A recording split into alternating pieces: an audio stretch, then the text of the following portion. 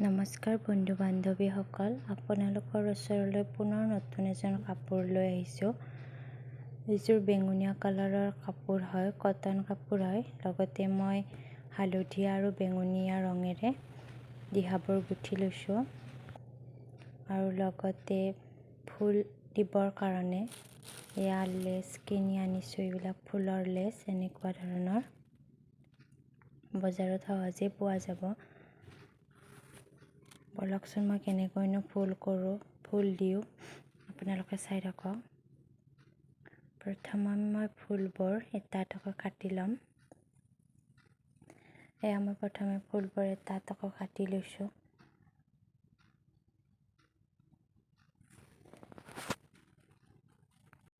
ফুলবোৰ কটা হোৱাৰ পাছত মই গ্লু আঠাটোৰে ইয়াতে লগাম। গ্লু আঠাটোৰে লগালে পানীৰে ধুলেও নেযায়।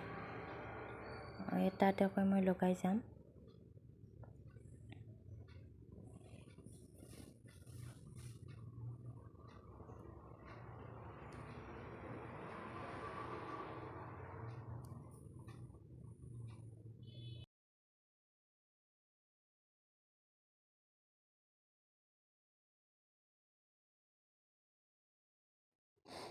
গোটেইখিনি কৰা হোৱাৰ পাছত এনেকুৱা ধৰণৰ লাগিছে।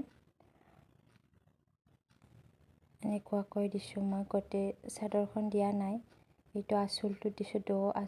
দোখিনি আঁচলতে মই এনেকৈ দিম। বলকচোন চাই থাকক কেনেকুৱা নহয়। অকল তেনেকৈ দিয়া অলপ উকা লাগিছে কাৰণে মই ইয়াতে ৰঙা ফুল আনি থোৱা আছিল, মই ইয়াত এনেকৈ ডিজাইন কৰি দিছোঁ।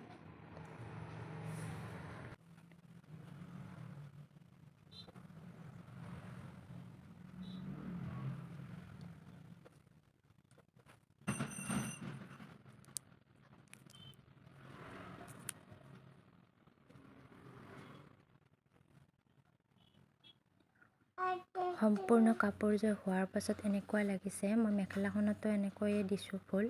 কেনেকুৱা হৈছে জনাবচোন। একেবাৰে সহজ, এঘণ্টাতে কৰিব পৰা কাপোৰ এইযোৰ। আপোনালোকে ঘৰতে কৰিব পাৰিব। ধন্যবাদ।